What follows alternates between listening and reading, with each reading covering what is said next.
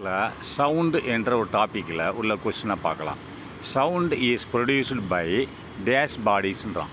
Sound வந்து எதனால் உண்டாகிறது அப்படின்னு பார்த்தேன். இப்போ நான் உதாரணத்துக்கு நான் நடைமுறையில் சொல்கிறேன். இப்போ நீங்கள் என் முன்னாடி நின்றுட்டுருக்கீங்க, என் முன்னாடி நின்றுட்டுருக்கீங்களா இல்லையா? இப்போ நானும் உங்களை பேரை வச்சு கூப்பிட்றேன், லிசானை கூப்பிட்றேன். அப்போ உங்களுக்கு காதில் வந்து கேட்குது. எப்படி கேட்குது அப்படின்னு பார்த்தா, இப்போ பாருங்கள், நான் வாயிலிருந்து பேசும்போது என்னோடய சத்தம் வந்து வாயை விட்டு வெளியில் வருது. எப்படி? அலைகளாக வருகிறது. ரைட்டா? எவ்வாறு வருகிறது? அலைகளாக வருகிறது. அலைகள்னால் இந்த பாருங்கள், இதுதான் என் வாய், இது உங்கள் காது. அப்போ இது எப்படி பண்ணால் அலைகளாக வரும் இப்படி. ரைட்டா? இதனோட அலை என்ன எவ்வளவு? 20 ஹெர்ட்ஸ்லேருந்து 20,000 ஹெர்ட்ஸ் வரைக்கும் இருக்கும். ரைட்டா? இதுலேருந்து இதுக்குள்ளே ஏதாவது ஒன்று இருக்கும்.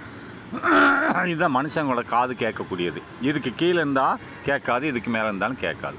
அப்போ இது காற்று, இதே காற்று. இது துகள்கள் இருக்கிறது, கண்ணுக்கு தெரியாத துகள்கள் இருக்குது. இந்த அலைகள் இங்கே வாயை விட்டு வெளியில் வந்த உடனே இதில் உள்ள மீது படும், துகள்கள் மீது படும். அந்த துகள்கள் அடுத்த துகள்கள் மீது படும். இப்போ இங்கே ஒரு துகள் இருக்குது, இங்கே ஒரு துகள் இருக்குது. இது மேலே அலைகள் படும்போது இது என்ன பண்ணும்? கொஞ்சம் தூரம் அடுத்த பக்கத்தில் உள்ள துகள் மேலே இடிக்கும். அப்போ இந்த துகள் இன்னொரு துகளை இடிக்கும். அப்படி என்னாகும்? வைப்ரேஷனாக ஒவ்வொரு துகளை இடித்து எல்லா இடத்துலையும் உன்னோட சவுண்டு பரவும். அப்போது இங்கே உங்கள் காது இருக்குன்னா காதுக்குள்ளேயே அந்த சவுண்டு அந்த அந்த அந்த துகள்களின் அதிர்வு இல்லையா? துகள் வந்து இன்னும் இடித்து அதிர்து இல்லையா? அந்த அதிர்வு வந்து காதுக்குள்ளே போகிறது. அதைத்தான் சொல்கிறேன், எனது வைப்ரேட்டிங். ரைட்டா? எவ்வாறாக கேட்குறது சவுண்டு அப்படின்னா, சவுண்ட் இஸ் ப்ரொடியூஸ்டு. சவுண்டு எவ்வாறு உண்டாக்கப்படுகிறது? வாயிலிருந்து வர சவுண்டு வந்து எவ்வாறு உண்டாக்கப்படுகிறது? By vibrating of particles. ரைட்டா? பை பாடிஸ்னாலும் சரி, பார்ட்டிகிள்னாலும் சரி. ரைட்டா? What is the SI unit of frequency? அதிர்வெண்ணோட அலை எண் என்னன்னு சொல்லியிருக்கேன், ஏற்கனவே சொல்லி கொடுத்துருக்கேன். இங்கே இதுதான் அலை எண். ரைட்டா? இது இங்கேருந்து கிளம்பி பாசிட்டிவ் ஆம்ப்ளிடியூட், இது நெகட்டிவ் ஆம்ப்ளிடியூட். இங்கே வரைக்கும் வந்தால் இது 1, இது 2 அலைவன், இது 3. அதே மாதிரி அலை நீளம் அப்படின்னா இதுதான் அலை நீளம். ரைட்டா? லேம்டா, அது வந்து லேம்டா அலை நீளம். இது ஃப்ரீக்வன்சி அலை எண் எஃப். ரைட்டா? அப்போ பார்த்துக்கோங்க, what is the SI unit of ஃப்ரீக்வன்சியோட எஸ்ஐ யூனிட் என்னது? ஹெட்ஸு. இப்போ 20 ஹெட்ஸுன்றோம் இல்லையா? அப்போ 20 அலைகள்னு அர்த்தம். ரைட்டா? அப்போ next, what is the audible range of frequency for human? அப்போ மனிதர்கள் கேட்கக்கூடிய அலைவரிசை எண்கள் எவ்வளவு அப்படின்றான். இதை பார்த்துங்களேன். அதாவது மனித காதால் கேட்கக்கூடிய ஒளியின் அதிர்வெண் எவ்வளவு அப்படிங்கிறா. எவ்வளவு? 20 ஹெர்ட்ஸ்லேருந்து 20,000 ஹெர்ட்ஸ். ஏற்கனவே படிச்சிருக்கோம். சரியா?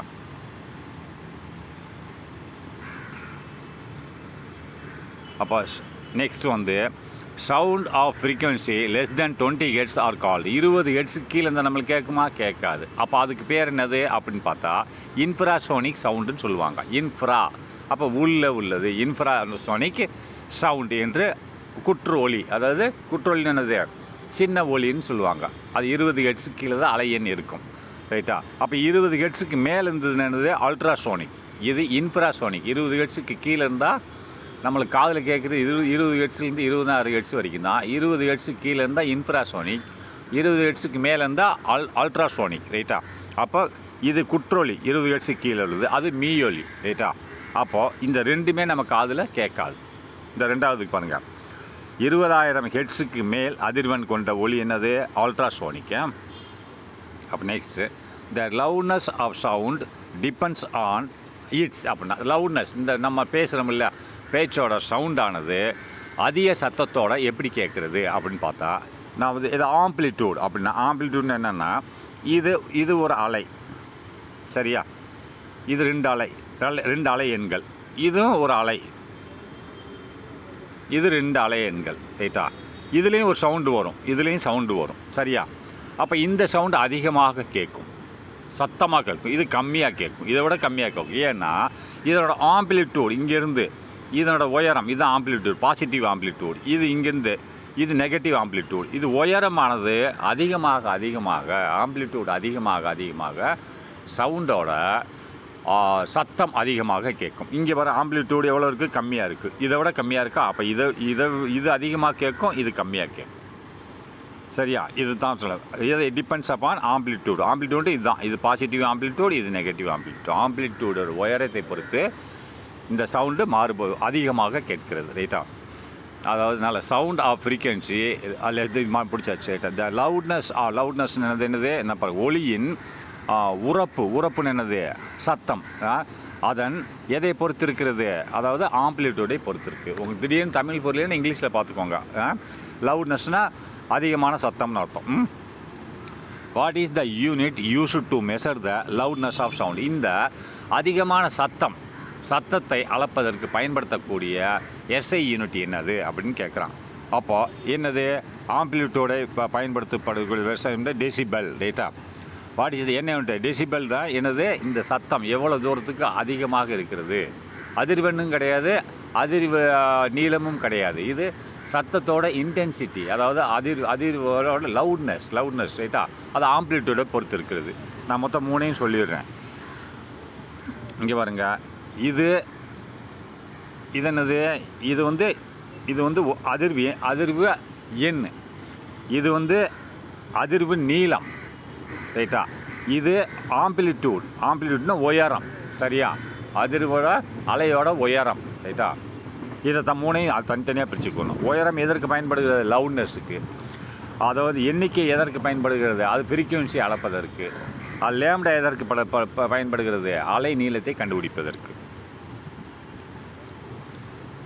அப்போ next, what is the unit used to measure the loudness of சவுண்டுன்னா டெசிபல் சொல்லிட்டோம். The pitch of sound depends on the அப்படின்னா பிச்சுன்னு என்னது, பிச்சுன்னு சொன்னால் என்னது, ஒரு ஒளியின் சுருதின்றான். நம்ம காதில் கேட்குறோம். இப்போ அந்த சில பேர் பேசும்போது நம்மளுக்கு காதில் கேட்கும்போது என்னடா முறைன்னு பேசுகிறான் அப்படின்னா, சில பெண்கள் பேசும்போது நம்ம இனிமையாக கேட்கும், அதான் சுருதின்பாங்க. அப்போ சுருதின்னு சொன்னால் என்னது, அதாவது அந்த இனிமை. ரைட்டா? அதை பிச்சுன்னா இனிமை, அதாவது சுருதின்பாங்க. இப்போ மனுஷன் கேட்குறது எவ்வளவு 20 ஹெர்ட்ஸ்லேருந்து 20,000 ஹெர்ட்ஸ் வரைக்கும் மனுஷனோட காதில் கேட்கலாம். இப்போ ஒருத்தன் பேசும்போது 20லேருந்து இதுக்குள்ளே எது வேணும் கேட்கலாம். இப்போ 100 ஹெர்ட்ஸில் பேசுகிறான் அப்படின்னா இது 100 ஹெர்ட்ஸ் தான் பேசுகிறான், அவனோட அலைவரிசை, அலை எண். ஆனால் அது மனசு கரடு முரட கேட்கும். ரைட்டா? இன்னொரு பெண்ணு பேசும்போது 10,000 அதாவது 20,000 அப்படின்னா 10,000 ஹெர்ட்ஸில் பேசுது. அதனோட ஃப்ரீக்வன்சி என்னது, 10,000 ஹெர்ட்ஸில் வருது. ஒவ்வொருத்தருக்கும் ஒரு ஃப்ரீக்வன்சி இருக்கும், அதிர்வெண் இருக்கும். இது இனிமையாக கேட்கும். ரைட்டா? ஆனால் 20,000க்கு உள்ளதாக இருக்கணும், 20லேருந்து 20,000க்கு உள்ளதாக இருக்கணும். அந்த அதிர்வெண் அதிகமாக அதனுடைய இனிமை சுருதி நல்லா இனிமையாக கேட்கும் காதில். ரைட்டா? அதிர்வெண் கம்மியாக இருக்க என்னாகும், சுருதி கரடு முரடாக குரல்கள் கேட்கும். சரியா?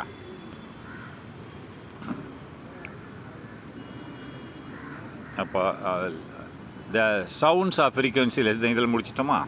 Next, the pitch of sound depends on the என்னது, பிட்ச் ஆஃப் த சவுண்ட் எதை சார்ந்து இருக்கிறது, ஃப்ரீக்வன்சி சார்ந்து இருக்குது. ரைட்டா?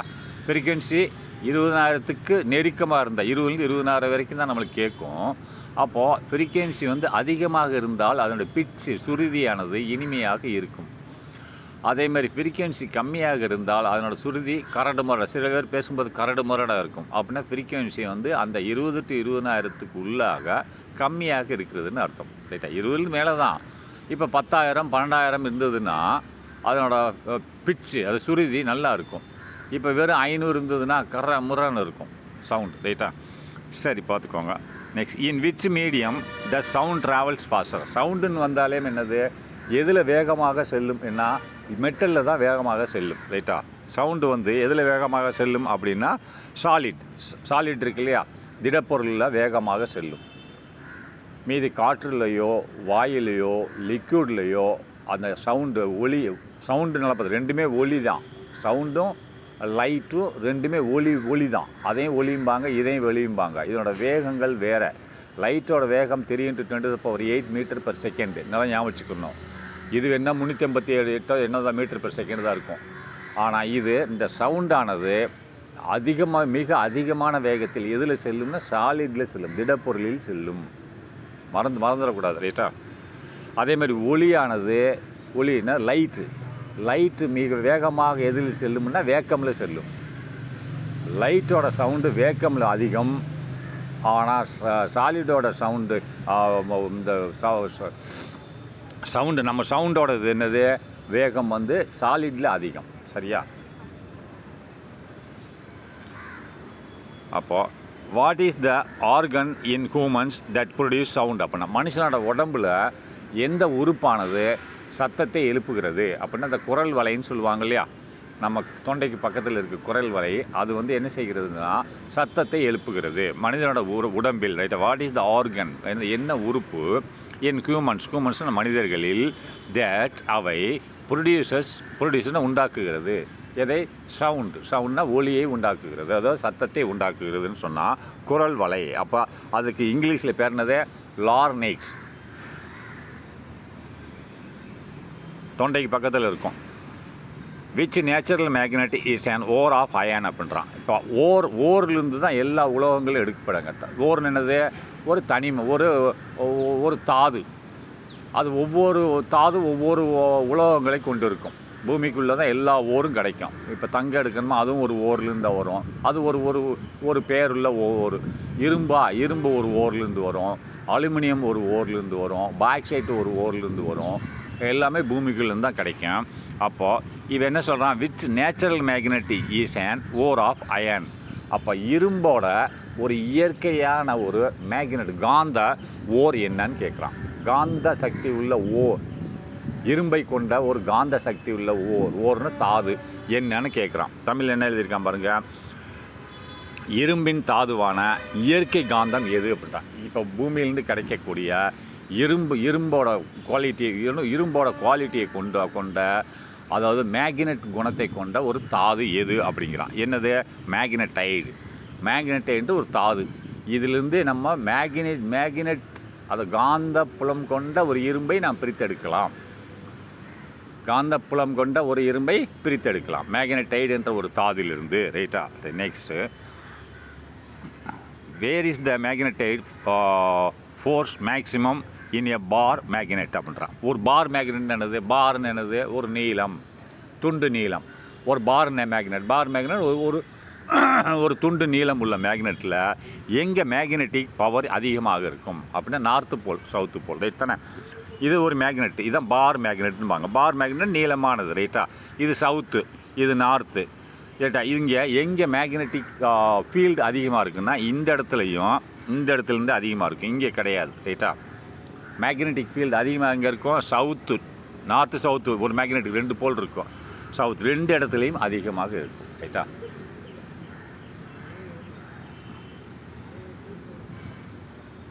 Where the magnetic force maximum in a bar magnet இந்த நீளமான ஒரு மேக்னெட். அப்போ 2 போலில் தான் அதிகமாக இருக்கும். எனது அடுத்ததான் போல்ஸ்னு போட்டானா. அப்போ next, an instrument used to find geographical directions is அப்படின்றான். ஒரு இன்ஸ்ட்ருமெண்ட்னா ஒரு சாதனம்.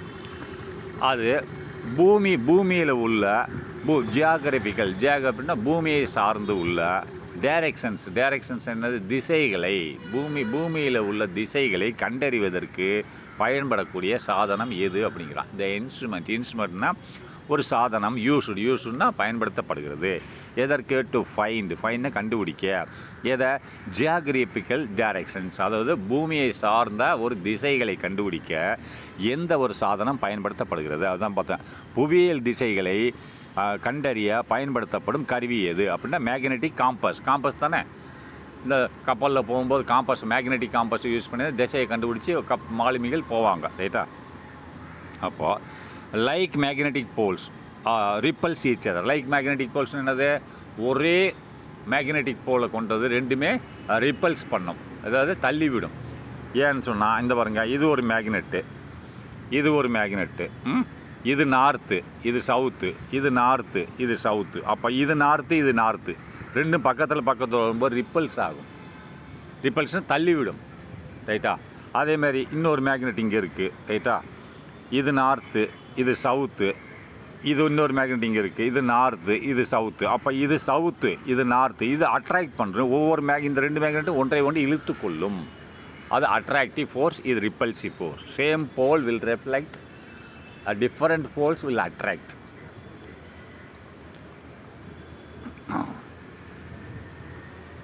என்ன பண்ணுறான், where is the magnetic force முடிஞ்சிச்சு. இன்ஸ்ட்ருமெண்ட் இஸ் அது முடிஞ்சிச்சு. அப்போ லைக் மேக்னெட்டிக் போல்ஸ், லைக்னா ஒரே மாதிரியாக உள்ள ஒரு துருவங்கள், மேக்னெட்டிக்னா காந்த துருவங்கள் என்ன செய்யும், ரிப்பல்ஸ் ஈச் அதர். ரிப்பல்ஸ்னால் தள்ளிவிடும், எதிர்த்தெடுத்து தள்ளிவிடும், ரைட்டா. ரிப்பல் ஈச் அதர், அதாவது ஒத்த காந்த துருவங்கள் ஒன்றை ஒன்று என்ன செய்யும், விளக்குகின்றன, ரைட்டா. அப்போ அன்லைக் மேக்னெட்டிக் போல்ஸ், அது ஒத்த, இது அன்லைக், ஒத்தது இல்லாமல், ரைட்டா, ஒரே மாதிரி இல்லாத மேக்னெட்டிக் போல்ஸ் அப்படிங்கிறான். எதாவது அது ஒத்த காந்த துருவங்கள் ஒன்றை ஒன்று என்ன செய்யும், ரிப்பல்ஸ் பண்ணும் அப்படின்றான். மாறுபட்ட, அது அன்லைக்னா மாறுபட்ட காந்த துருவங்கள் ஒன்றை ஒன்று என்னது, ஈர்த்து கொள்ளும், அட்ராக்ட்.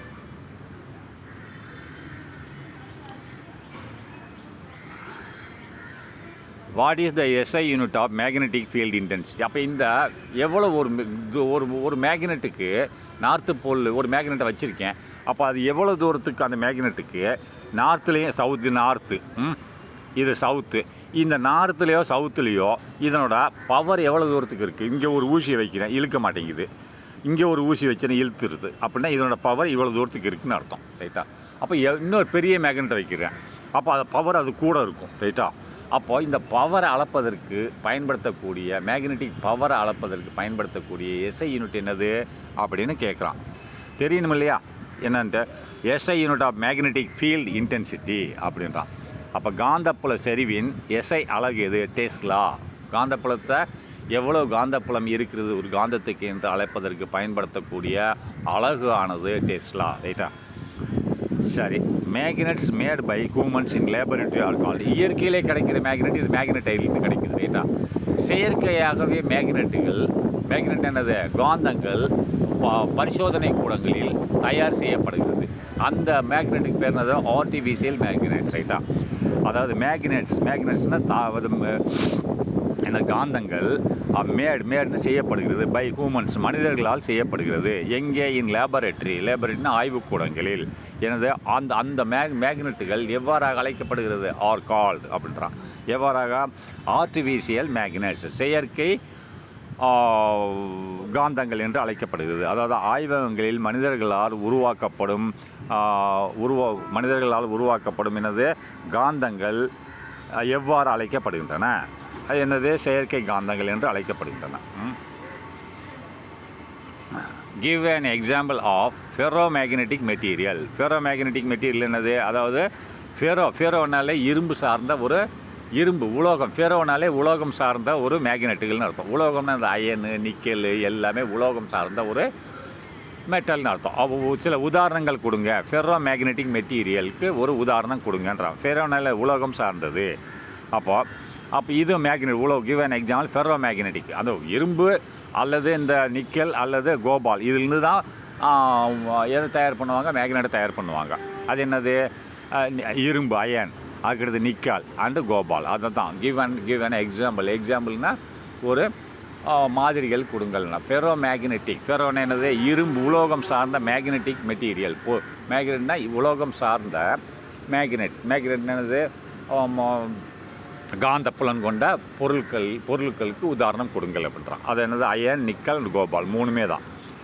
அப்போ த temperature at which ferro magnetic material becomes paramagnetic material அப்படின்றான். அப்போ எந்த வெப்பநிலையில் த டெம்பரேச்சர், அதாவது ஃபெரோ மேக்னெட்டிக் மெட்டீரியல்னால் அதில் மேக்னெட்டிக் இருக்குதுன்னு அர்த்தம். பேராமேக்னெட்னா மேக்னெட் இல்லை, ரைட்டா. ஃபெரோனா என்னது? FERRO. மேக்னெட்டுனா மேக்னெட் இருக்குது, இந்த மெட்டீரியலில் மேக்னெட் பவர் இருக்குது, மின்காந்த புலம் இருக்கிறது. அதே மாதிரி PARA, இங்கே வருங்க, பேரான்னு போட்டிருக்கான். பேரா மேக்னெட்டிக் அப்படின்னா அதே மெட்டீரியல் பேரா மேக்னெட்டுக்காக மாறும்போது அதில் காந்தப்புலம் இருக்காது. அப்போ என்ன கேட்குறான்? ஒரு ஃபெரோ மேக்னெட்டிக் மெட்டீரியலானது பேரா மேக்னெட்டிக் மெட்டீரியலாக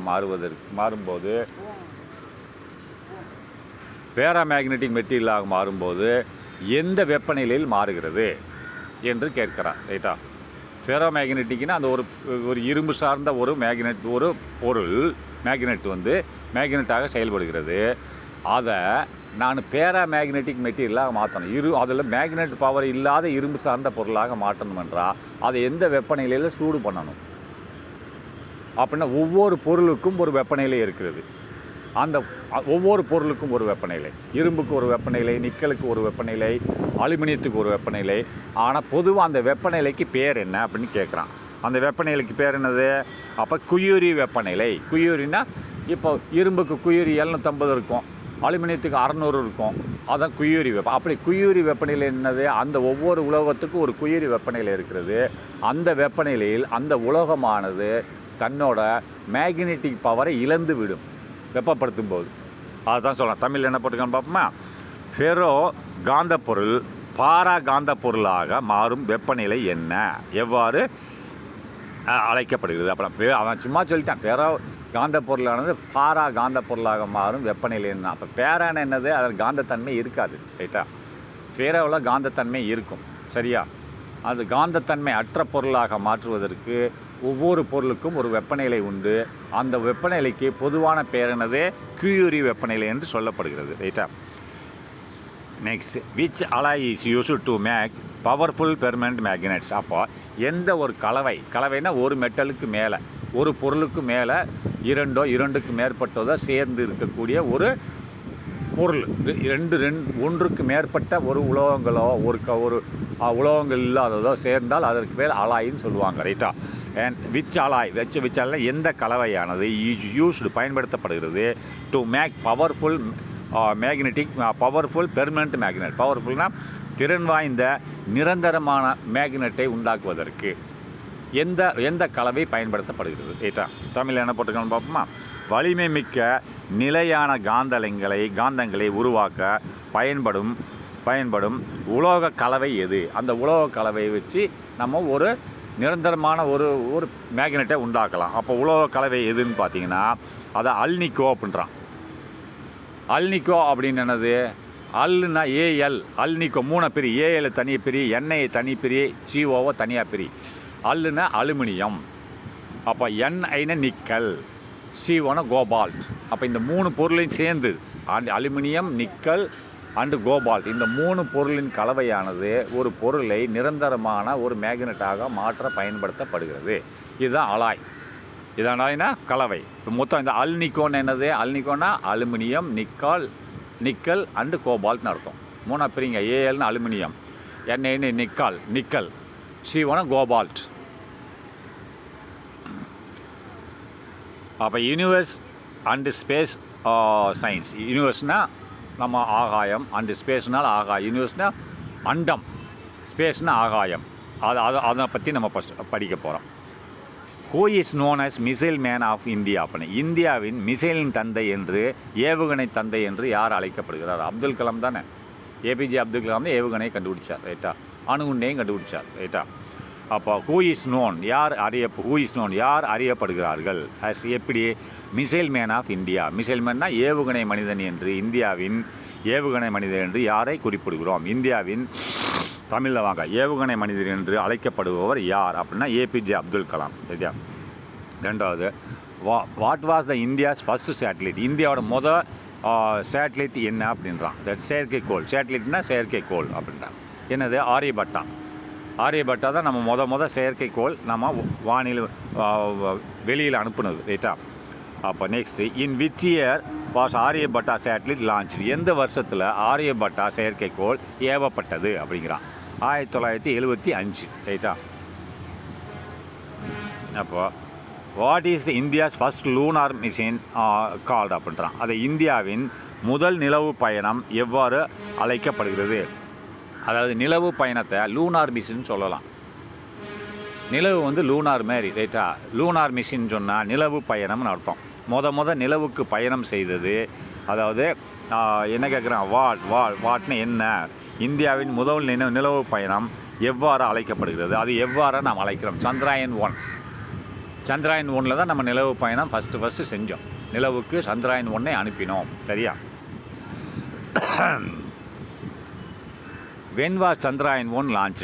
எப்போ இந்த சந்திராயன் 1 அனுப்பப்பட்டது அப்படின்றான்? 22 அக்டோபர் 2008. சரியா? அடுத்து, what is India's first Mars orbiter mission called அப்படின்றான். அப்போது மார்ஸ்ன்றது செவ்வாய். ரைட்டா?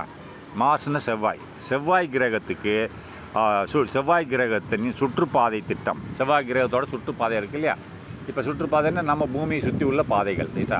அப்போ செவ்வாய் கிரகத்தின் சுற்றுப்பாதையின் திட்டம் என்று அதற்கு நாம் என்ன அனுப்பினோம்ன்றான். இந்தியாவின் முதல் செவ்வாய் சுற்றுப்பாதை திட்டம் எது அப்படிங்கிறான். எது? மாங்கல்யன். மாங்கல்யன் ஒன்று சேட்டலைட் தான் செவ்வாய்க்கு அனுப்பணும்னு சொல்லி, செவ்வாய் சுற்றுப்பாதைக்கு அனுப்பணும்னு சொல்லி நாம் திட்டம் போட்டது. அதை தான் சொல்கிறான், இந்தியாவின் முதல் செவ்வாய் சுற்றுப்பாதை திட்டம் என்னது? மாங்கல்யன் என்பது தான் நம்ம செவ்வாய்க்கு அனுப்ப வேண்டும், அந்த சுற்றுப்பாதைக்கு அனுப்ப வேண்டும் திட்டம் தீட்டப்பட்டது. அப்போது who was the project director of Chandrayaan 1? Chandrayaan 1ஓட ப்ராஜெக்ட், அந்த திட்டத்தோட இயக்குனர் யார்? அந்த திட்டத்தை உண்டாக்கிய இயக்குனர் யார் அப்படின்னா ஏபிஜே. அவர் மயில்சாமி அண்ணாதுரை. இவர் திருநெல்வேலியை சார்ந்தவர். இவர் யார்? சந்திராயன் 1 என்ற ஒரு சேட்டலைட் சந்திரமண்டலத்துக்கு போச்சு இல்லையா, இதை மொத்த திட்டம் உண்டாக்கி எல்லாம் அதை முடிக்கிற வரைக்கும் தலைவராக இருந்து செயல்பட்டவர் டைரக்டர் யார்? Mylswamy Annadurai. Who was the first Indian to travel in space? எந்த ஒரு இந்தியன் அதாவது விண்வெளிக்கு பயணமானார் அப்படிங்கிறான். இந்த விண்வெளிக்கு பயணமான இந்தியன் யார்? ராகேஷ் சர்மா ரைட்டா. ராகேஷ் சர்மா என்பவர் சேட்டலைட் மூலமாக முதல் இந்தியன் பயணமானார் ரைட்டா. அப்போ next the galaxy in which our solar system is located அப்படின்றான். எந்த கேலக்ஸின்னு என்னது? பாதை ரைட்டா. அதான் நம்ம தமிழில் படிக்கிறோம் பாருங்கள். நம் சூரிய குடும்பம் அமைந்துள்ள விண்மீன் திரள் எது அப்படின்றான். நம் சூரிய குடும்பம் ரைட்டா. சூரிய குடும்பத்தில் உள்ள விண்மீன் திரள் என்னென்னா மில்கி வே கேலக்சின்னு சொல்கிறோம். பால்வெளி விண்மீன் திரள் என்று அழைக்கப்படுகிறது. சூரிய குடும்பம் அமைந்துள்ளது. நம்ம சூரியனை சுற்றி தானே இந்த கோள்கள்லாம் வருது. சூரியன் இப்போ பூமி தன்னைத்தானே சுற்றுகிறது, தன்னைத்தானே சுற்றி கொண்டு சூரியனை சுற்றி வருகிறது. சூரியனை சுற்றி வர எத்தனை நாள் ஆகுறது? 1 வருடம் ஆகுது ரைட்டா. இப்போ பூமி உனக்கு 30 வயசாச்சுன்னா நீ 30 பூமியில் தானே இருக்க. அப்போ 30 டைம் சூரியனை சுற்றி வந்துட்டேன்னு அர்த்தம். நல்லா பார்த்துங்க, பூமி தன்னைத்தானே சுற்றுவதற்கு 24 மணி நேரம் ஆகிறது. அதேமாரி பூமி தன்னைத்தானே சுற்றி கொண்டு எதை சுற்றி வருகிறது? சூரியனை சுற்றி வருவதற்கு 1 வருட ஆண்டு காலம் ஆகிறது. அதேமாரி சந்திரன் எதை சுற்றி வருகிறது? பூமியை சுற்றி வருகிறது. சந்திரன் ஒரு கோள் கிடையாது ரைட்டா. தனிப்பட்ட முறையில் சந்திரன் அதாவது மூன் கோள் கிடையாது ரைட்டா. இதை பார்த்துக்கோங்க. இதில் என்ன போட்டிருக்காங்க பாருங்கள். இது எதில் இருக்குது? இதெல்லாம் அமைந்துள்ள இடத்துக்கு பேர் என்னது? மில்கி வே கேலக்ஸி. பால்வெளி மண்டலம்பாங்க. பால்வெளி விண்மீன் திரள்னு சொல்லுவாங்க. பால்வெளினா பால்வெளி விண்மீன் திரள்கள்னால் காற்றில் இருக்கக்கூடிய ஆகாயத்தில் இருக்கக்கூடிய மீன்களின் கூட்டமைப்புன்னு சொல்லுவாங்க. ஏகப்பட்ட கோடிக்கணக்கான நட்சத்திரங்கள் மற்றும் பிளானட்ஸுகள் அங்கே அமைந்திருக்கனால பால்வெளி மில்கி வே பாத் அப்படின்னு சொல்லுவாங்க ரைட்டா. பால்வெளி மின்வெளி மண்டலம்னு சொல்லுவாங்க. கேலக்ஸி ரைட்டா. The galaxy in which our solar system is located. அப்போ நம்மளோட சூரிய குடும்பம், சோலார் சிஸ்டம்னு என்னது? சூரிய குடும்பமானது எந்த கேலக்ஸி, எந்த மண்டலத்தில் அமைந்துள்ளது ரைட்டா அப்படின்னா பால்வெளி மண்டலம் ரைட்டா. Which fuel is used in organic rocket engines. இப்போ விச் ஃபியூல் எந்த ஒரு ஆயிலானது பயன்படுத்தப்படுகிறது? இதில் கிரியோஜெனிக் ராக்கெட் இன்ஜின்ஸ். அப்போ ராக்கெட்டில் யூஸ் பண்ணக்கூடிய இன்ஜினோட பேர் என்னென்னா கிரியோஜெனிக் என்று சொல்லுவார்கள் ரைட்டா. ராக்கெட்டில் இருக்கக்கூடிய இன்ஜின் பேர் என்னது? கிரியோஜெனிக் இன்ஜின் ரைட்டா. அந்த இன்ஜின் மூலமாக தான் ராக்கெட் ஏவப்படுகிறது ரைட்டா. விச் ஃபியூல், அந்த கிரியோஜெனிக் இன்ஜினில் எந்த விதமான ஒரு ஃபீல்னு திரவமானது. ஃபீல்னு என்னது? இப்போ எரிபொருள், ஃபீல்னாலே எரிபொருள்னு அர்த்தம். எரியும் பொருள் பயன்படுத்தப்படுகிறது அப்படின்னு சொன்னால் என்ன? எரிபொருள் பயன்படுத்த liquid hydrogen and liquid oxygen அப்படின்னா, லிக்விட்னா திரவ ஹைட்ரஜன் மற்றும் திரவ ஆக்சிஜன். நல்லா ஞாபகம், ஹைட்ரஜன் ஆக்சிஜன் ஞாபகம் வச்சுக்கோங்க ரைட்டா. இதில் கிரியோஜெனிக் இன்ஜின் அது எது ராக்கெட்டில் பயன்படுத்தப்படுகிறது? ராக்கெட்டை மேலே கொண்டு செல்வதற்கு பயன்படுத்தப்படுகிறது. அந்த ராக்கெட்டானது எந்த தத்துவத்தின் அடிப்படையில் வேலை செய்கிறது? நியூட்டன்ஸ் தேர்ட் லா, 3வது விதியின் பிரகாரம் வேலை செய்கிறது. நியூட்டன்ஸ் 3வது விதி என்ன சொல்லுகிறது அப்படின்னா, for every reaction there is an equal and opposite reaction என்று சொல்லுகிறது. ஒவ்வொரு விசைக்கும் எதிர்விசை உண்டு, சமமான எதிர்விசை மட்டுமல்ல சமமான எதிர்விசை உண்டு என்று சொல்லுகிறது. அந்த கிரியோஜெனிக் இன்ஜினில் பயன்படுத்தக்கூடிய ஆயில் பேர் என்னதுன்னா liquid hydrogen and liquid oxygen ரைட்டா. சிம்பிள், அப்படியே படிச்சுட்டே போனால் ஞாபகம் வந்துடும். சரி, what is the only metal that is liquid at room temperature? அப்போ எந்த ஒரு மெட்டல் உலோகமானது சாதாரண வெப்பநிலை, ரூம் டெம்பரேச்சர்னால் இப்போ நாம் வாழக்கூடிய டெம்பரேச்சர், இப்போ நாம் வீட்டில் இருக்கோம், வெப்பம் அதிகமாக இருக்கக்கூடாது, குளிரும் அதிகமாக இருக்கக்கூடாது, நார்மல் டெம்பரேச்சர் தான் ரூம் டெம்பரேச்சர்னு சொல்லுவாங்க, அறை வெப்பநிலைன்னு சொல்லுவாங்க. அந்த அறை வெப்பநிலை மனிதர்கள் வாழக்கூடிய ஒரு வெப்பநிலைன்னு அர்த்தம். அதிகமான வெப்பமும் இருக்கக்கூடாது, கம்மியான குளிரும் இருக்கக்கூடாது. அதுக்கு ரூம் டெம்பரேச்சரில் எந்த ஒரு உலோகமானது லிக்விடாக இருக்கிறது, திரவமாக இருக்கிறது, ரைட்டா? உலோகம்னாலே என்னது? சாலிட், ரைட்டா? அந்த உலோகம் லிக்விட்னு தண்ணி. ரூம் டெம்பரேச்சரில் எந்த திரவம், எந்த சாலிட்டு திடப்பொருளானது திரவ பொருளாக இருக்கிறதுனா மெர்க்குரி. தெரியுமில்லை? யாருக்குன்னு சொல்லி கொடுத்துருக்கேன், மெர்க்குரி தான். அப்போ வாட் இஸ் த ஒன்லி நான் metal that is liquid at room temperature? இது இங்கே வாங்க, அது மெட்டல் வந்து லிக்விடாக இருக்குது ரூம் டெம்பரேச்சர்னு.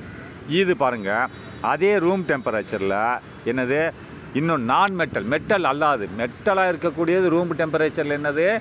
மெட்டல் உலோகமாக இருக்கக்கூடிய ரூம் டெம்பரேச்சரில் என்னது?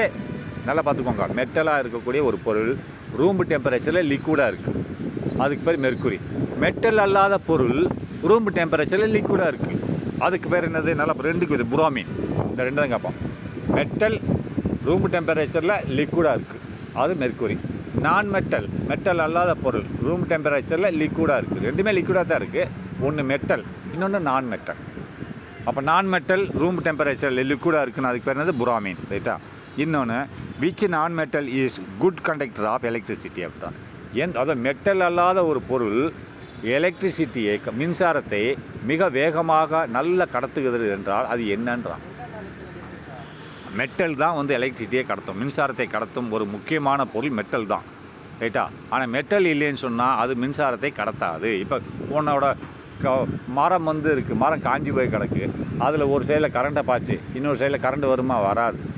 அது ஈரப்பதமாக இருந்தால் வரும். ஏன்னா அதுக்கு அந்த மரம் வந்து ஈரப்பதமாக இருக்கணும், அதுக்குள்ளே வந்து ஈரப்பசப்பு இருக்குது, அதில் H2O இருக்குது, ஹைட்ரஜன் மாலிகுல் 2 இருக்கிறது, ஆக்சிஜன் மாலிகுல் 1 இருக்கிறது. அது கரண்ட்டை பாஸ் பண்ணும். அது உலர்ந்த பிறகு என்னது? அதுக்குள்ளே கரண்ட்டு போகாது, அதுக்கு எடுத்துகிட்டு போகிறதுக்கு மாலிகுல்ஸ் இல்லை, ரைட்டா? அப்போது இது ஒரு விதமானது நான் மெட்டல் அல்லாத பொருள். அது என்ன பொருள் கரண்ட்டை கடத்துகிறது? ஒரு வித்தியாசமானது. மெட்டல் தான் மேக்ஸிமம் கடத்தும். அது என்னதுன்னு சொல்லி பார்த்தானா, அதாவது கிராஃபைட் என்ற ஒரு நான் மெட்டல் உலோகம் அல்லாத ஒரு பொருள் மின்சாரத்தை நன்றாக கடத்துகிறது. அது கடத்தியாக கொண்டு வருது, மின்சாரம் அதற்குள்ளே செல்வதற்கு அனுமதிக்கிறது. இப்போ ரப்பர், இந்த வயர்மேன்லாம் பார்த்துருக்கீங்கன்னா பெரிய ரப்பர் க்ளோஸை போட்டு வேலை பார்த்து கரண்ட் எது தொடுவான், ஆனால் கரண்ட் உள்ளே பாயாது, அவன் கைக்கு வராது, ரப்பரோடு நின்றும். ஏன்னா ரப்பர் வந்து நான் கண்டக்டர், அது மின்சாரத்தை கடத்தாது. அந்த வயரை தொட்டால் கூட அந்த வயர் ரப்பர் மேலே தான் இருக்குமா, அந்த வயரில் உள்ள கரண்ட் ரப்பர் மேலே தான் இருக்கும், ரப்பரை தாண்டி அவன் விரலுக்கு போகாது, ரைட்டா? அதனால் அது நான் கண்டக்டர், அது மின்சாரத்தை கடத்தாது. ஆனால் இது ஒரு மெட்டல் அல்லாத ஒரு பொருள் மின்சாரத்தை கடத்துகிறது என்றால் கிராஃபைட் எதனால் செய்யப்பட்டது அப்படின்னா கார்பன். நல்லா பார்த்து, கார்பன் வந்து பல நிலைகளில் இருக்கும். டைமண்டு, அதாவது டைமண்ட் பார்த்து வைரமும் கார்பனால் செய்யப்பட்டது, கிராஃபைட்டும் கார்பன். அது பல நிலைகளில் உள்ள ஒரு பொருள் என்னென்னா கார்பன். சரி, ஞாபகம் வச்சுக்கோங்க, மாற்றி கேள்வி கேட்பாங்க எக்ஸாமில், உஷாராக இருந்துக்கணும். அப்போ குட் முடிஞ்சா. Next element which show properties of both metal and non metal are கால்டுன்றான். அதாவது எலிமெண்ட், தனிமம். ஒரு தனிமமானது மெட்டல் மற்றும் நான் மெட்டலோட இரண்டின் குணங்களை காண்பிக்கிறது என்றால் அது என்ன எலிமெண்ட், தனிமம் என்று கேட்குறான். அதாவது ஒரு தனிமம் இருக்கிறது, அதனோட குணநலங்கள், கேரக்டர்ஸ் வந்து மெட்டலாகவும் இருக்கிறது, நான் மெட்டலாகவும் இருக்கிறது. அப்படின்னா அது என்ன மாதிரி மெட்டல் அப்படின்றான். அது என்னது? மெட்டலாய்ட்ஸ். அது பொதுவாக நம்ம எவ்வாறு அழைக்கப்படுகிறோம்? மெட்டலாய்ட்ஸ் என்று அழைக்கப்படுகிறோம். இப்போ நம்ம கடவுள்கிட்ட போகிறோம், கடவுள்கிட்ட ஆம்பளையாலும் போகுது, பொம்பளையாலும் போகுது. ஆம்பளையால் மட்டும்தான் கடவுள் வர சொல்கிறாரா? இல்லை, யாராக இருந்தாலும் ஏற்றுக்கொள்ள, ஆண்களையும் ஏற்றுக்கொள்கிறேன், பெண்களையும் ஏற்றுக்கொள்கிறேன்னு சொல்கிறார் இறைவன், கேட்டான். அதேமாதிரி அது 2 குணமும் அவர்கிட்ட இருக்குது, 2 பேரை ஏற்றுக்கொள்ளக்கூடிய குணங்கள் இருக்கிறது. அதேமாதிரி ஒரு element that show the character of metal and non-metal, மெட்டலோட குணமும் இருக்கும், நான் மெட்டலோட குணமும் இருக்கும் என்றால் பொதுவாக அந்த மெட்டலோட பெயர் என்னென்னா மெட்டலாய்ட்ஸ் என்றாங்க. மெட்டலாய்ட்னா மெட்டல் மற்றும் நான் மெட்டல் குணங்களை கொண்ட பொருட்கள் ஆகும்.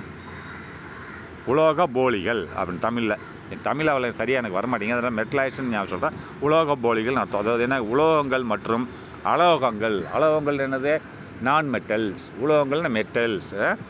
பண்புகளை காட்டும் தனிமங்கள் எவை? பண்புகள்னால் அந்த குணங்களை, கேரக்டர்ஸ் காட்டும் பொருள்கள் எவைன்னா மெட்டலாய்ட்ஸ். ரைட்டா? அப்போ give an example of metalloids. அப்போ இதுக்கு ஒரு உதாரணத்தை சொல்லு. இப்படி மெட்டல் மற்றும் நான் மெட்டல் 2 குணங்களை காமிக்கக்கூடிய பொருட்களின் ஒரு உதாரணத்தை சொல்லு. சிலிக்கான், போரான், அதாவது அரிசனின் அப்படின்ட்டா. இதெல்லாம் 3மே மெட்டலாகவும் செயல்படும், நான் மெட்டலாகவும் செயல்படும். சிலிக்கான் நான் மெட்டலாக செயல்படும். எப்படின்னா நம்மளோட கம்ப்யூட்டரில் வந்து சிலிக்கான் யூஸ் பண்ணுறோம். சில சமயங்களில் மெட்டலாகவும் செயல்படும், கரண்ட்டை பாஸ் பண்ணும். சில சமயம் செமிகண்டக்டர்னு சொல்லுவாங்க. ரைட்டா? அண்டு போரான் அண்டு அரிசன், இந்த 3மே என்னது, metalloids. What is the chemical symbol of gold? தங்கத்தோட கெமிக்கல் சிம்பிள்னா இதெல்லாம் ஞாபகம் வச்சுக்கணும். AU. ரைட்டா? AUன்னா என்னது, தங்கத்தோட கெமிக்கல் சிம்பிள். ரைட்டா? What is the Latin name of sodium? லத்தீன் என்ற ஒரு பாஷையில் சோடியத்தோட பெயர் என்ன அப்படின்றான், நாட்ரியம். முக்கால்வாசி பொருள்களோட பாஷை பெயர்கள்லாம் லத்தீன்லேருந்து வந்தது தான், இங்கிலீஷ்காரன் உண்டாக்குனது இல்லை. லத்தீன் பாஷையிலேருந்து தான் பொருள்கள் இங்கிலீஷில் மாறி வந்திருக்கு பெயர்கள். ரைட்டா? அப்போ சோடியத்தோட லத்தீன் பாஷையில் உள்ள பேர் என்னது, நாட்ரியம். ரைட்டா? அதே மாதிரி பொட்டாசியம் இருக்கு இல்லையா, KA பொட்டாசியம் சொல்லுவோம். அப்போ பொட்டாசியத்தோட லத்தீனோட பேர் என்னது அப்படின்னு பார்த்தீங்கன்னா காலியம்ன்றான். காலியம் என்பது பொட்டாசியத்தோட லத்தீன் பாஷை. நாட்ரியம் என்பது சோடியத்தோட லத்தீன் பாஷை. Next, which metal can be easily cut with knife? எந்த ஒரு மெட்டலை வந்து சர்வசாதாரணமாக வெட்டுறது கஷ்டம். காய்கறி வெட்டுறது மாதிரி ஒரு மெட்டலை வெட்ட முடியாது. ஏன்னா மெட்டல் சொல்கிறது ஒரு உலோகம். அப்போ எந்த மெட்டலானது சர்வசாதாரணமாக கத்தியால் வெட்டப்படுகிறது, சாதாரணமாக தொட்டாலே அது 2ஆக போயிடணும் அப்படின்னா சோடியம். ஏற்கனவே சொல்லி கொடுத்துருக்கேன், sodium can be cut easily with knife. ரைட்டா? அப்போ பாருங்கள், கத்தியால் எளிதாக வெட்டக்கூடிய மென்மையான உலோகம் எது அப்படின்றா, சோடியம் அண்டு பொட்டாசியம். ஏற்கனவே சோடியம் நம்ம படிச்சிருக்கோம், இப்போ அடிஷனலாக அவன் பொட்டாசியத்தையும் கொடுத்துருக்கான். இதை சும்மா காய்கறி வெட்டுற மாதிரி இதை வெட்டிகிட்டே போயிட்டுருக்கலாம். வேறு உலோகம் இரும்பை வெட்ட முடியுமா? வெட்ட முடியாது.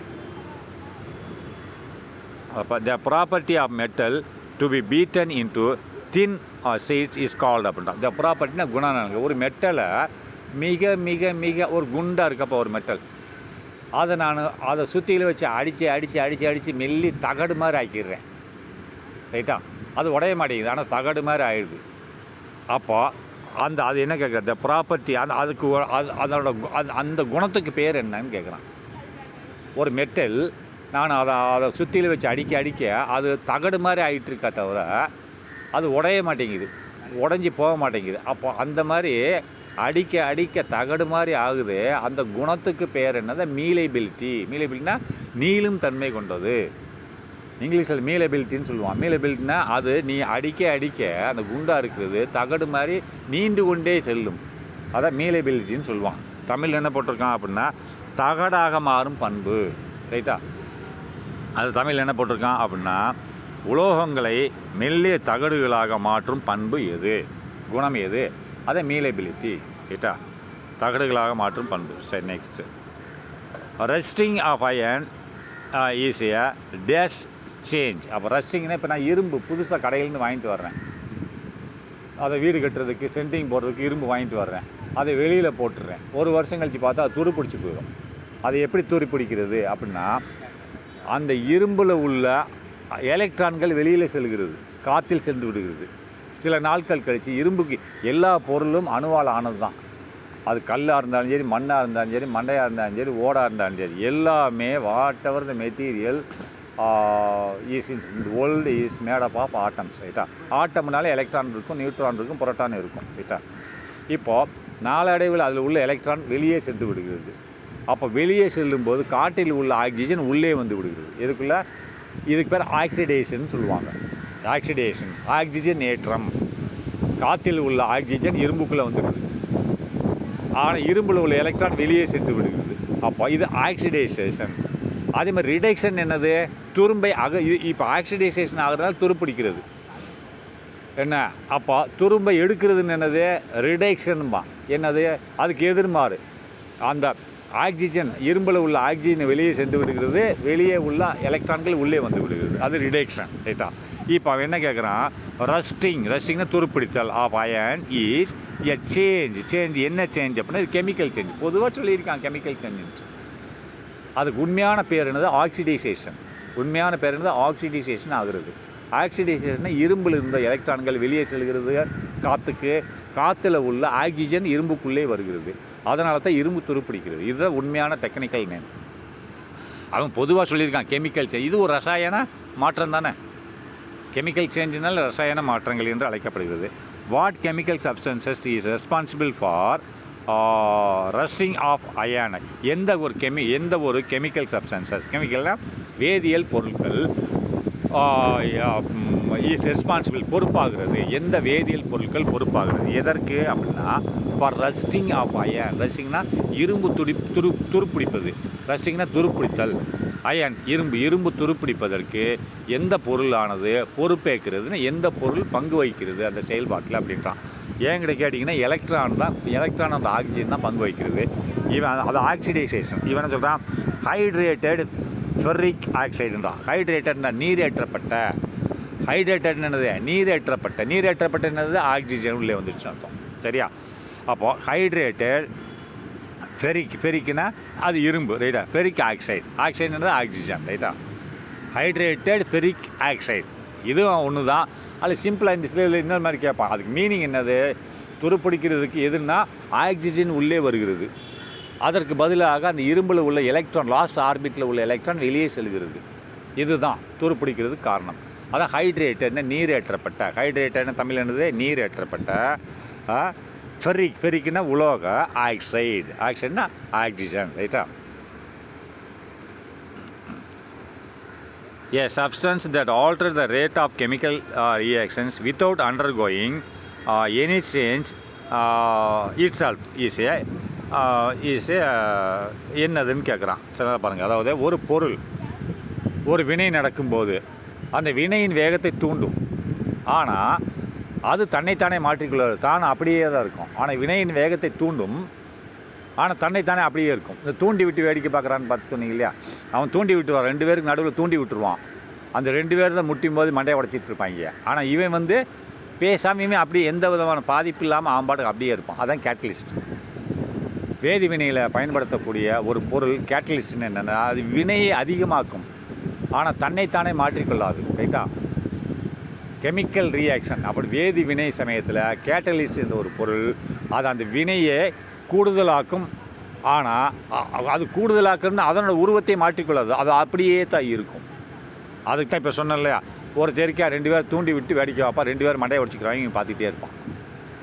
இவனுக்கு எந்த கெடுதலும் ஆகாது, இவன் அப்படியே தான் இருப்பான். அவங்க தான் ஒருத்தர் மண்டை உடையும், இன்னொருத்தன் காலு போயிடும். இதுதான் கேட்டலிஸ்ட். அப்போ என்ன பாரு, இதை என்ன சொல்லி தமிழில் படிக்கிறேன். வேதி வினையில் ஈடுபடும் வினையின் வேகத்தை, ஒரு வேதி வினை, ஒரு கெமிக்கல் ரியாக்ஷன், வேதி வினையில் ஈடுபடும் வினையின் வேகம், அதோட வேகம், அந்த கெமிக்கல் ரியாக்ஷனோட வேகமானது மாற்றி அமைக்கும்னா அதை மாற்றும், வேகத்தை கூட்டும், மாற்றி அமைக்கும். ஆனால் அதை மாற்றி அமைக்கும். ஆனால் வினையில் அழியாத பொருள் எது? அந்த வினையில் ஒரு பொருள் அழியாது. வேதி வினையில் வினையின் வேகத்தை கூட்டும் ஒரு பொருள் இருக்கிறது. வேதியியல் வினை ஒரு ரியாக்ஷன், ரெண்டு கெமிக்கல் ப்ராசஸ் நடக்கிறது ஒரு இடத்துல, ஒரு கண்டெய்னரில். அதனோட வினையை வேகத்தை கூட்டும் ஒரு பொருள், ஆனால் அந்த பொருள் எந்த விதமான வினைக்கும் உட்படாது. ஆனால் அந்த வினையை கூட்டும், ஆனால் அந்த பொருளானது எந்த விதமான வேதியியல் வினைக்கும் உட்படாது. அதுதான் கேட்டலிஸ்ட்ன்றான். நல்லா பார்த்துங்க. வேதி வினையில் ஈடுபடும் வினையின் வேகத்தை, வேதி வினையில் ஈடுபடும் வினையின் வேகத்தை, ஸ்பீடை என்னது மாற்றி அமைக்கும். அப்படின்னா கூட்டும்னு அர்த்தம், மாற்றி அமைக்கும். ஆனால் ஏதாவது ஒன்று மாற்றி அமைக்குது. ஆனால் வினையில் அழியாத பொருள் எது? அந்த வினையில் ஒரு பொருள் மீதி அந்த வேதி வினையில் ஈடுபட்ட பொருளெல்லாம் அழிஞ்சு போயிடும், அழிஞ்சு மாறிடும். ஆனால் இது மட்டும் அப்படியே இருக்கும். அழியாத பொருள் எதுன்னா கேட்டலிஸ்ட், ரைட்டா? வினைவேக மாற்றின்னு தான் கேட்டலிஸ்ட், ரைட்டா? அது இங்கிலீஷில் என்ன சொல்லியிருக்கான் பாருங்கள், ஏ சப்ஸ்டன்ஸ் தட் அலோவ்ஸ், ஒரு பொருள் ஆல்டர்ஸ்னு மாற்றுகிறது the rate of chemical reactions. ரேட்னா விகிதாச்சாரம், கெமிக்கல் வேதி வினையின் விகிதாச்சாரத்தை மாற்றுகிறது ஒரு பொருள். Without undergoing any change itself. Without அண்டர்கோயிங்னா வித்தவுட் அண்டர்கோயிங் தன்னைத்தானே செயல்பட வைக்காமல், இட்செல்ஃப்னு தன்னைத்தானே எந்த மாறுதலுக்கும் உட்படுத்தாமல், அதாவது without undergoing any change itself, அப்படி அதான் தன்னைத்தானே எந்த மாறுதலுக்கும் உட்படுத்தாமல் ஒரு வேதியின் வினைகளை மாற்றி அமைக்கக்கூடிய ஒரு பொருள் கேட்டலிஸ்ட். அப்போது which enzyme is present in yeast that helps in என்னது ஃபெர்மெண்டேஷன் அப்படின்றான். அப்போ எந்த என்ஜைம் என்னது, அதாவது நொதின்னு சொல்லுவாங்க. இப்போ நம்ம உடம்புலேயே என்ஜைம் இருக்கிறது, ரைட்டா? அதை நொதின்னு சொல்லுவாங்க. அதாவது நொதித்தலுக்கு உதவும் ஈஸ்டில் உள்ள நொதி எதுன்றான். நொதித்தல் என்னது, அது அப்படியே ஒரு பொருள் இருக்கிறது. இப்போ ஈஸ்ட் இல்லாமல் பன்னு தயார் பண்ண முடியாது. பேக்கரியில் போய் பார்த்தீங்கன்னா ஈஸ்ட்னு ஒன்று வச்சுருப்பான். ஈஸ்ட் இல்லாமல் பன்னெல்லாம் தயார் பண்ண முடியாது. அது வந்து மைதாலேருந்து தயார் பண்ணுவான். மைதாவில் ஈஸ்ட்டை போட்டால் தான் அது உப்பிட்டு வரும். உப்பிட்டு வர்றதுக்கு பேர் என்னது, ஈஸ்ட் கலந்துட்டான்னு அர்த்தம், ரைட்டா? அதான் நொதித்தல்னு சொல்லுவாங்க. நொதித்தல் என்னது, அது உப்பிக்கிட்டு வர்றதுக்கு பேர் தான் நொதித்தல்னு சொல்லுவாங்க, ரைட்டா? அப்போ அதுக்கு காரணமான என்ஜைம் என்னதுன்னு சொல்கிறான். என்ஜைம் என்னது அப்படின்னா ஜைமாஸ் அல்லது இன்வெர்டேஷன் தான். இந்த ரெண்டு தான், இன்வெர்டேஸ்னு ஒன்று இருக்குது, அல்லது ஜைமாஸ், ரெண்டுமே ஒன்று தான், பேர் மாறி மாறி இருக்கிறது. இது ரெண்டுமே என்ஜைம் தான். எதற்கு பயன்படுத்தப்படுகிறது? ஈஸ்ட்ன்றது ஒரே உயிரினத்தை கொண்ட ஒரு உயிரினம். இதில் ஒரு செல்லு தான் இருக்கும். ஈஸ்டில் ஒரே ஒரு செல்லு தான் இருக்கும், ரைட்டா? இதை நொதித்தலுக்கு பயன்படுத்தக்கூடிய ஒரு என்ஜைம் என்ன, ஜைமாஸ் என்ற என்ஜைம் அல்லது இன்வெர்டேஸ் என்ற ஒரு என்ஜைம். ஏன்னா எதற்கு பயன்படுத்தப்படுகிறது? இந்த ஈஸ்டுக்குள்ளே இருக்கிறது. நல்லா பார்த்துங்க. விச் என்ஜைம் இஸ் பிரசன்ட் இருக்கிறது இன் ஈஸ்டில் இருக்கிறது. ஆனால் அந்த என்ஜைம் எதற்கு உதவி செய்கிறது? தேட்னா அந்த என்ஜைமை குறிக்கிறது. தேட் ஹெல்ப்ஸ்னு உதவி செய்கிறது. என்னது, ஃபெர்மெண்டேஷன் நொதித்தலுக்கு உதவி செய்கிறது. அந்த ஈஸ்ட் பேர் என்னது அப்படின்னு பார்த்தீங்கன்னா, அதாவது ஜைமேஸ் அல்லது இன்வெர்டேஷன் சொல்கிறோம், ரைட்டா? நெக்ஸ்ட்டு,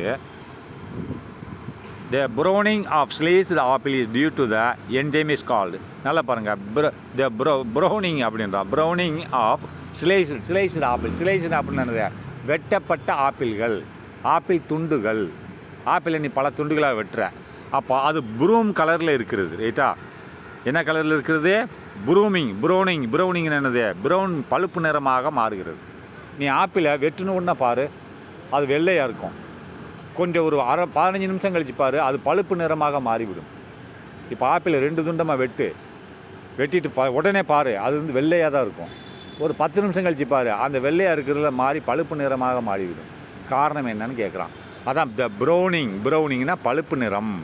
ஆஃப் ஸ்லைஸ்டு ஆப்பிள், ஸ்லைஸ்னால் வெட்டப்பட்ட ஆப்பிள்கள் பழுப்பு நிறமாக மாறுவதற்கு இஸ் டியூ டு, காரணம் யார்? Is due to the enzyme கால். எந்த என்ஜைம்,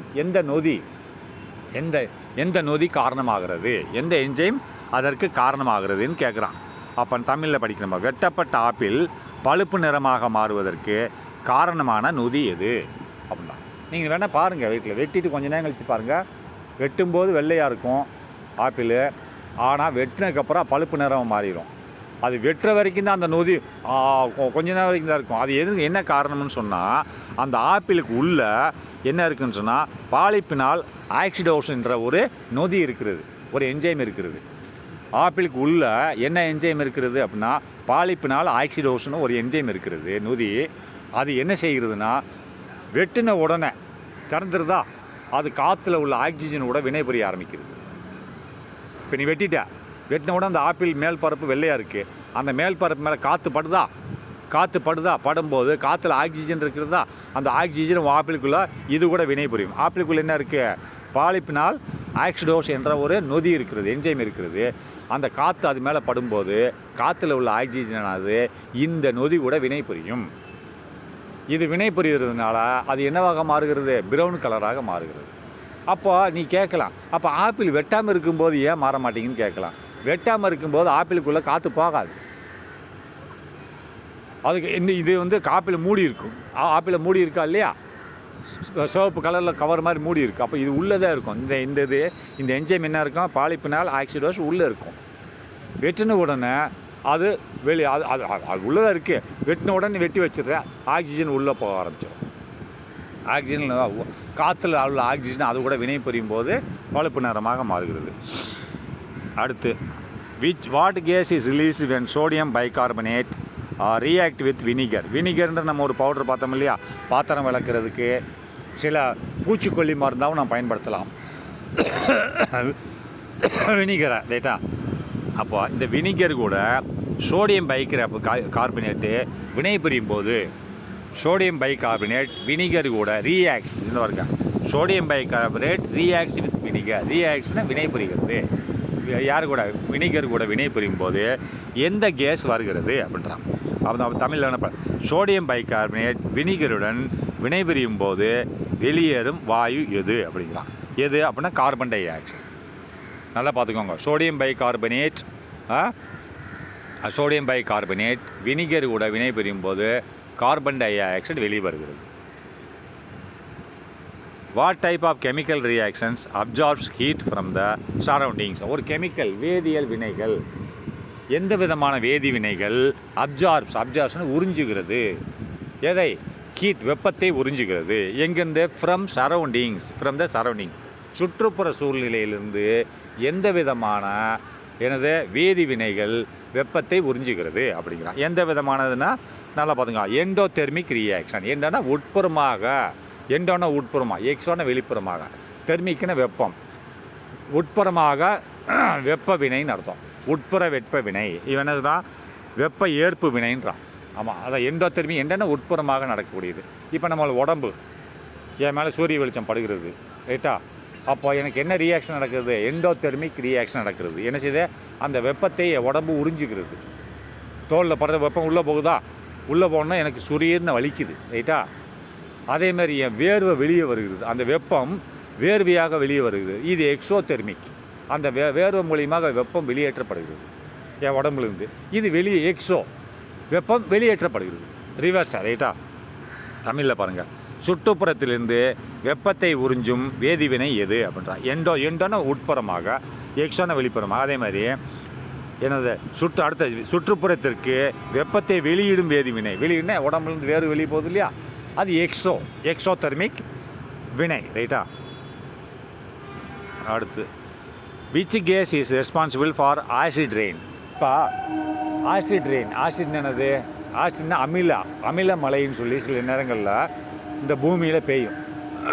நீங்கள் பார்த்துருப்பீங்க, சாதா மழை பெய்யுது, பனிக்கட்டி மழை பெய்யுதுன்னு பார்த்துருக்கீங்க. அதேமாதிரி அமில மழை பார்த்துருக்கீங்களா? அமில மழை பெஞ்சிருக்கு. அமிலங்களாக விழுகும் மழையில். மழை கூட சேர்ந்து அமிலங்கள் விழுகும். அது எப்போ விழுகும்னு கேட்குறான். ஏன்னா அமிலமலைக்கு காரணமான முக்கிய வாயுக்கள் எவை அப்படின்றான். முக்கியமான ஒரு கேஸ் என்னன்னு கேட்குறான். அதாவது ஆகாயத்தில் எந்த கேஸு? அதாவது சல்ஃபர் டை ஆக்சைடு மற்றும் nitrogen oxides. Sulphur di oxide அல்லது நைட்ரஜன் டை ஆக்சைடு காற்று மண்டலத்தில் அதிகமாக வந்துருச்சுன்னு சொன்னால் அப்போ என்ன விழுகும்? அமிலமழை பெய்யும் என்று சொல்கிறார்கள், ரைட்டா? அடுத்து the process of coating iron with zinc to prevent rusting is called. அப்படின்னா ப்ராசஸிங்னா செயல்பாடுகள், ரைட்டா? அதாவது கோட்டிங்னா மேல் கோட்டிங் அடிக்கிறது, அதாவது முலாயம் பூசுதல், ரைட்டா? கோட்டிங் அயனை முலாயம் பூசுதல். எதை வச்சு முலாயம் பூசுறது? வித் ஜிங்க் என்ற கலவையை வைத்து இரும்பை முலாயம் பூசுதல். எதற்காக வேண்டி பூசுகிறோம் அப்படின்னா டு ப்ரிவெண்ட் ரஸ்டிங். தடுப்பதற்கு, துருப்பிடிப்பதை தடுப்பதற்கு. இது இரும்பானது துருப்பிடிப்பதை தடுப்பதற்கு ஜிங்க் என்ற ஒரு பொருளின் கோட்டிங்கால், முளையத்தால் நாம் பூசுகிறோம் என்று சொல்கிறார்கள். தமிழில் பார்ப்போமா? இரும்பு துருப்பிடிப்பதை தடுக்க அதன் மீது துத்தநாகம் பூசப்படும் முறை எவ்வாறு அழைக்கப்படுகிறது அப்படின்றா. ஏற்கனவே சொல்லி கொடுத்துருக்கேன், கேல்வினேஷன் சொல்லி கொடுத்துருக்கிறேன், ரைட்டா? இதற்கு பொருள் என்னது? கேல்வினேஷன். அப்போ நாகமுலாம் பூசுதல். அப்போ நெக்ஸ்ட்டு அட்டாமிக் ஸ்ட்ரக்சர், அதாவது அணுக்களின் அமைப்பு. ரைட்டா? இது அடுத்ததில் பார்க்கலாம். இப்போயே 1 மணி நேரம் ஆயிடுச்சு.